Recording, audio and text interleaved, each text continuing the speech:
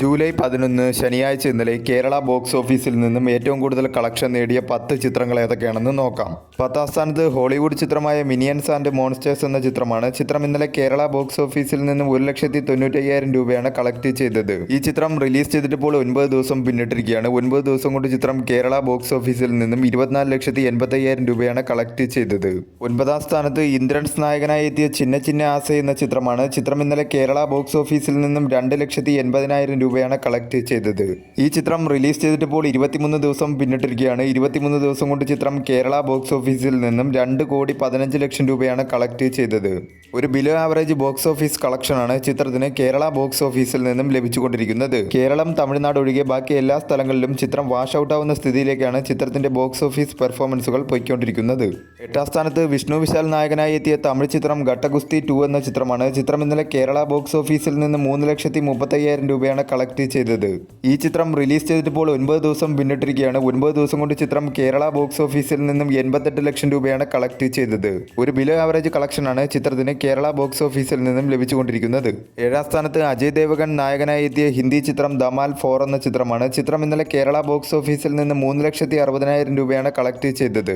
ഈ ചിത്രം റിലീസ് ചെയ്തിട്ടിപ്പോൾ 2 ദിവസം പിന്നിട്ടിരിക്കുകയാണ്. 2 ദിവസം കൊണ്ട് ചിത്രം കേരള ബോക്സ് ഓഫീസിൽ നിന്നും 6,10,000 രൂപയാണ് കളക്ട് ചെയ്തത്.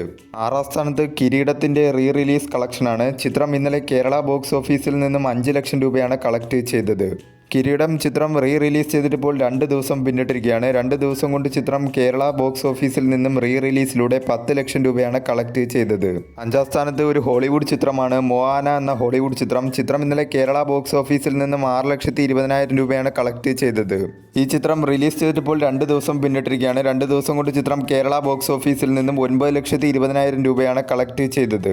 4ാം സ്ഥാനത്ത് അഥർവ, ഫഹദ് ഫാസിൽ എന്നിവർ പ്രധാന വേഷത്തിലെത്തിയ തമിഴ് ചിത്രം ഇതയം മുരളി എന്ന ചിത്രമാണ്. ചിത്രം ഇന്നലെ കേരള ബോക്സ് ഓഫീസിൽ നിന്നും 6,20,000 രൂപയാണ് കളക്ട് ചെയ്തത്. ഈ ചിത്രം റിലീസ് ചെയ്തിട്ടിപ്പോൾ 2 ദിവസം പിന്നിട്ടിരിക്കുകയാണ്. 2 ദിവസം കൊണ്ട് ചിത്രം കേരള ബോക്സ് ഓഫീസിൽ നിന്നും 11 ലക്ഷം രൂപയാണ് കളക്ട് ചെയ്തത്. 3ാം സ്ഥാനത്ത് ചിദംബരം സംവിധാനം ചെയ്ത ബാലൻ ദ ബോയ് എന്ന ചിത്രമാണ്. ചിത്രം ഇന്നലെ കേരള ബോക്സ് ഓഫീസിൽ നിന്നും 15,70,000 രൂപയാണ് കളക്ട് ചെയ്തത്.